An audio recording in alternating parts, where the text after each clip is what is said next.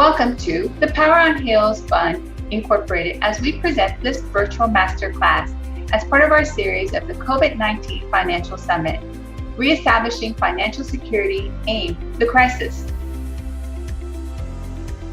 I am Ivette Mayo, the founder and CEO of Power on Heels Fund Incorporated and the CEO of Yo Soy I Am LLC.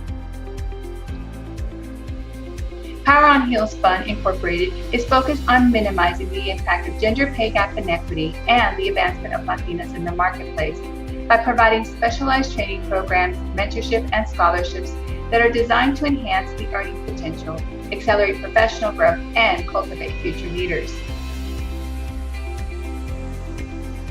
Stay connected to Power on Heels on all our social media platforms, and please visit our website at poweronheelsfund.org. Stay informed and stay plugged in. There you can have all the information on our current events and all our efforts. The COVID-19 Financial Virtual Masterclasses are filled with industry experts and change agents sharing information to help you create smart financial strategies during these difficult times. Following reliable information and sound fact-based advice will go a long way in helping you achieve your financial goals. Remember, your financial mastery is about how you live and lead. Hello, this is Helen Cavazos, CEO of Cavazos and Associates, a human resources executive management consulting firm. And I'm here to talk to you about interview tips to help you prepare for that big question that employers are asking. Why should I hire you? So there's an old story that a young student asked his or her piano teacher, which some of you may have heard. Teacher, how do I get to Carnegie Hall? And his answer was, practice, practice, practice. So it's the same thing with you in your job search. Prepare, prepare, prepare. There's no other way to say it, but you must prepare. So how do you prepare? First of all, just like the schoolboy or schoolgirl, you've got to do your homework. You've got to do your research. You've got to look at that company inside and out. It's like a book report that you've got to do. Take a look at that company. How long has it been in existence? Who are the board of directors or officers? I don't remember when I first started out in my job searches to be looking at who was the board of directors. A lot of times that was the last thing I found out. But now it's so critical and so important to do that. Take a look at who are those board of directors, who are the officers, who are the employees. Maybe somebody that you know can tell you about that company. What product or what services do they provide? You must look at the press releases. There's always press releases about companies and all the media that you can find about this organization. What is the reputation as a community leader? That is really, really critical in today's times. So many organizations are using their employees as volunteers to go and volunteer with nonprofit organizations, and they value that. A lot of times they go right to the bottom of your extracurricular activities, as we used to call them, and they look to see if you've been volunteering with any nonprofit organization. How do you spend your time? It's no more hobbies. Forget about hobbies. Nobody wants to know that, your hobbies and the things that you'd like to do in your spare time. They want to know, how are you giving back to the community? One of the ways to prepare yourself for this interview process or searching for a job, you really fully have to understand the job description. You really have to look at that. It's so important and so valuable. So you want to take a look at the job posting. The job posting will give you all, it's like a map. It's like a roadmap. You need to take it apart. There's 6 major areas to the job. There's a summary statement. There's a summary statement that gives you an overview. That's the clue. That's the clue that you must zero in on to see how do you fit that. It's almost like that's their expectation of this job. Then there's the duties and responsibilities. And all those will give you bullet points of what it is that the duties and responsibilities of this job are going to be. How do you fit into the picture? How about your qualifications? How do they fit with their expectations? What are the essential functions of the job? And look at the competencies. A lot of times they will they will delineate the competencies that you need to be aware of. What is your business acumen? What is the ethical practices of your experiences? What is your leadership style? What is your expertise in this position? And anything that you can look at that are competencies that they're expecting the person to have. Then finally, the education, the experience level, the licenses or certifications that you've acquired, skills and abilities, any related experiences that you can provide. And then anything outside of that, continuing education, any other training requirements that you've done, that's so important. So you need to take a look at how that matches with that job description. So phone interview tips. The phone interview is now considered one of the most important part of your job search. Prepare like it's an exam. But the good thing is that you can take notes on the phone. But this is so critical now. Most people are selected now on the expectations of the phone screen. Here's where you have to get to use your elevator speech when you're asked, tell me about yourself and why do you want this job? You've got to prepare your notes and practice how you will respond when asked these questions. And I can just give you an example of one recent phone screen that we did on a position that I'm trying to fill. So just to give you an idea, please tell me about your employment experiences. And you've got to be prepared to say that, not a whole history or a novel. You've got to say that very succinctly and quickly. So you prepare your bullet points when you're going to be talking about your most recent work experiences and others that fit into the job requirements. Next question they're going to be asking you is, why are you leaving your job? Why are you interested in leaving your current position? And at that point, you're going to have to relay whether you were terminated, whether you were laid off, whether you decided to leave on your own, and why. And be very honest, but do not say any derogatory messages about your previous employer or the people that you work with, because that's a sure kiss of death. Then they're going to ask about your education. Where did you go to school? What is your degree on? Even though they may already have your resume and they have that in front of them, they want to hear it from you. They want to hear what you've got to say. What has been your experience and exposure? Other questions they're going to be asking you are about accomplishments. Describe your most successful accomplishments. That's a key element. So you've got to be prepared to share information of your successes. So then they might ask you, what do you like and dislike about your current position? That's also a critical one. What is it that you don't like? Because a lot of times, those same situations that you might be experiencing are experiences that are happening in that current position. And so those could be some red flags. So, just take a look at how you're going to present that information, where you turn it into a positive. If it was a negative experience or a situation, and how you turn it into a positive. Again, why are you interested in this position? And you have to describe your qualifications as they apply to that position. Other questions are decision making. How long until you decide to accept the offer, and when can you start? So those are critical questions that you might be asking. If you're currently employed, you want to say that you're going to respect your current employer and give the organization that you work for at least a 2 weeks notice.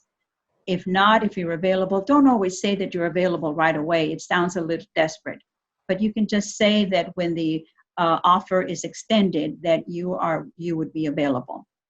And then the final questions. Do you have any questions about the position or the company that I may answer for you? So be prepared to ask some questions. Don't go into the salary requirements at that point, because you're only in the phone interview. You're going to assume that whatever job with those qualifications are going to be at least close to the salary range that you're making currently. But because of all the downsizing and the COVID-19 situation right now, there's so many people that are making, 6-figure salaries that may not be around anymore. So you've got to consider that. And don't forget to consider nonprofit organizations as well as for profit. There are many, many opportunities where you can use the skills that you learned in corporate America and transfer them to an organization that's a nonprofit and giving back to the community. And the other thing you want to do is you want to find out who will be conducting the interview. So if you have a name of the person who is going to be conducting the interview, do your research on Google or review the company's website. You can also look at LinkedIn. A lot of times these HR directors are on LinkedIn, and find out about them so that you can compare and that you can have some kind of a dialogue. I just recently did an interview with a woman who really impressed me because she told me that she had seen me on LinkedIn, and she was very impressed by my background.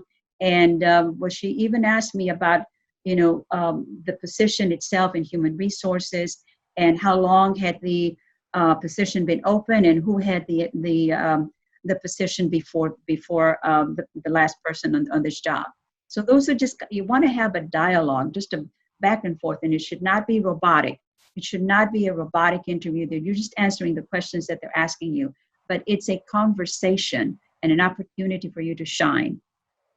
Don't be too surprised if the recruiter hasn't already done their homework and Google you or checked out your Facebook page. Review their mission statement on the website. Take notes of recent highlights or press conferences about the organization that you might comment. So I saw recently that XY organization that you've been out in the community and you're giving back, or you've received a grant from a celebrity or somebody, just information that, it sounds like chit chat, but it's really good. They're saying this person knows our organization. Take note of key company facts. What have they done? What are their contributions? And what are some of the highlights? What are some of the honors that they've received, or anybody in the organization? Just anything that will get your foot in the door. Remember, it's a very competitive advantage out there. So in preparing for the phone interview, create a quiet ambiance. No barking dogs or crying babies. Just pretty much like I'm preparing myself for this dialogue with you today. I had to really find a quiet spot. I had to prepare myself for this session so that I could give you the benefit of my exposure and my experiences. And I turned off my cell phone. But if you're using a cell phone for your conversation, again, be sure that it's fully charged. Experts recommend you even dress the part as if you were on video. And guess what? For today's session, I dressed myself up just as if I were going on an interview because I wanted to feel the part. I wanted to internalize the feeling of what it feels to look for an opportunity and to look for a job. I've been out there, so I can tell you from firsthand experiences. And I've had my situations where I felt less than confident for a job, and it shows. But I'll talk some more about that later. So more and more phone screens are actually video, Skype, or Google Meets. So again, please be sure that you dress the part. Dress the part, professional, whatever the job is. Even if most recently it's very casual attire, and in some organizations it's very, very casual. But for this interview process, you want to be prepared and be prepared to impress. So again, you want to speak with confidence and enthusiasm. And do not speak in a monotone. Again, you're not a robot. You have to be prepared to have a conversation, and it's a dialogue back and forth. It's not just top down, it's across the board. Practice active listening. What happens a lot of times in these phone screens, in their interest and enthusiasm, they forget to listen for cues and what the interviewer or the recruiter is asking of you. So listen, take notes. This is an opportunity where they won't notice that you're taking notes because it's a phone interview. Unless it's a Skype or a video, then again, that's another situation. So some recommend that you stand during the phone interview, but if you prefer sitting and take notes of key points made. I am standing right now before you. I'm not sitting down. It's just that your diaphragm, when you talk, your voice sounds clearer and you have the appropriate body posture, but it's your choice. Don't want to stand at attention like a robot or in the military, but just comfortable so that you can speak with confidence. So you want to nail the next steps, and pardon the wording here, but best way to end the call is to ask about the next step in the process. End with a note of confidence and express your interest in the position.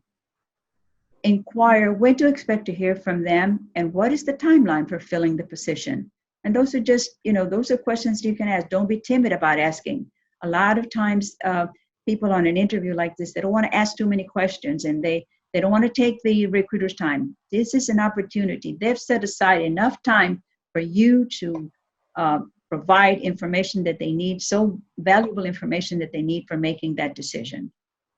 How to impress in a job interview. Okay, I've talked a little bit about that before. First of all, just be yourself. You can prepare. But if the job is not a good fit, it's not a good fit. So maybe it's not a good fit for you, and maybe not a good fit for the employer, and you must move on. But for this particular session, you want to dress the part. Although wearing a suit, both men and women, may no longer be necessary, but it's always best to impress. But you don't want to overdress. And just take a look at the website, take a look at the photos of how their employees are depicted in their day-to-day attire. And if anything, I know some of the really sharp people that I know of take a trip to the building where the job is, and they look at the people that are coming and going, and that gives them an opportunity to just dress for that opportune time.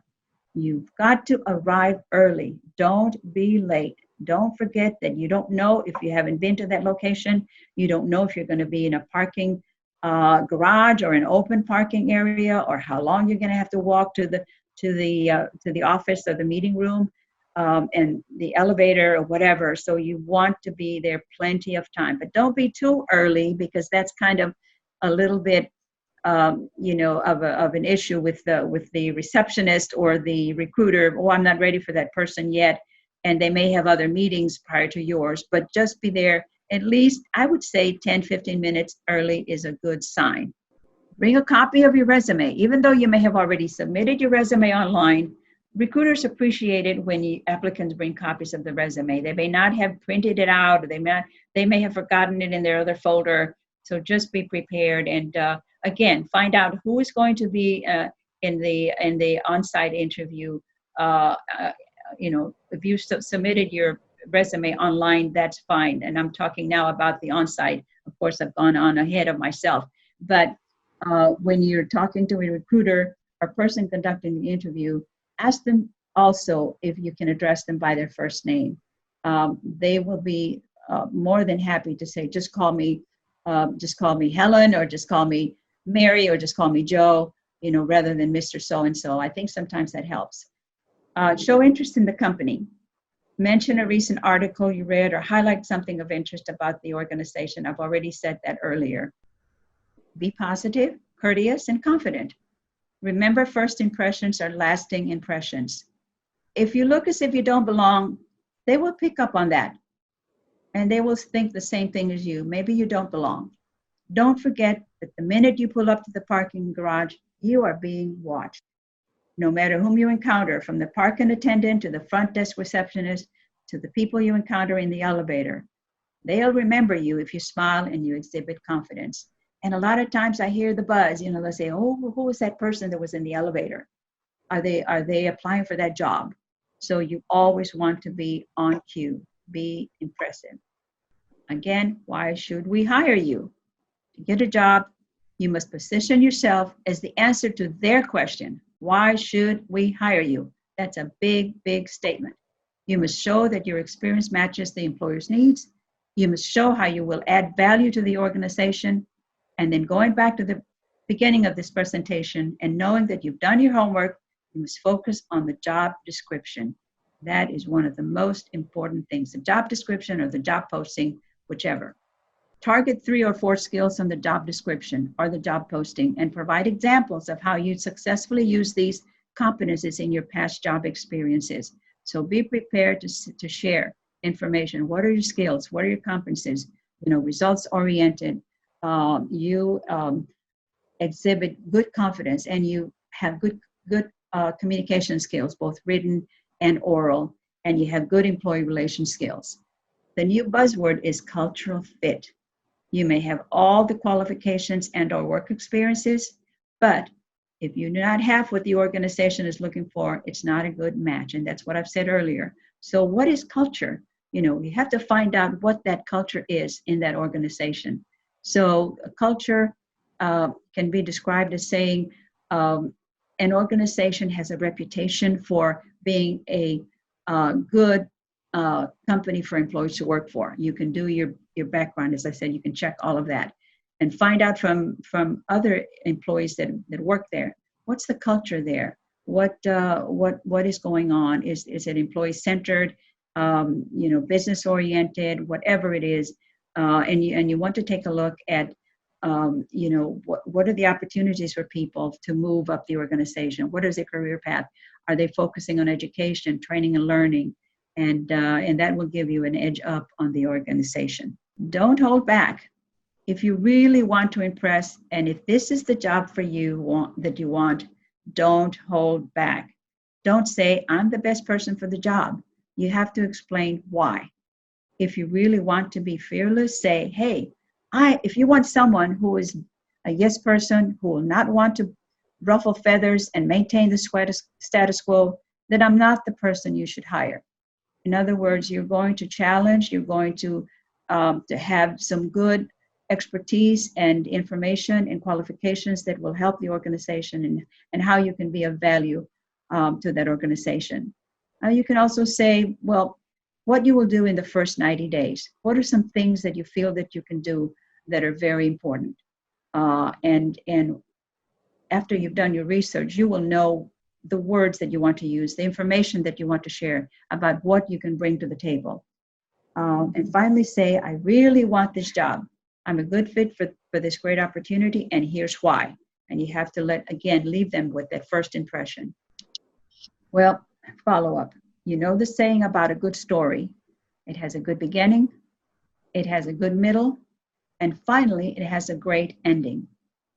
The good ending will come with your follow-up. Stay connected with the interviewer or the recruiter. Send a thank you note to them after the interview. It never goes out of style. And may you get your next job. Thank you. Good luck in your job search. Stay connected with the Power on Heels Fund Inc. on all our social media platforms and visit our website at poweronheelsfund.org. Stay informed and plugged in on all our efforts and all our events. The COVID-19 Financial Summit Masterclasses are filled with industry experts and change agents sharing information to help you create smart financial strategies during these difficult times. Gracias and thank you for joining us. And remember, you are Power on Heels.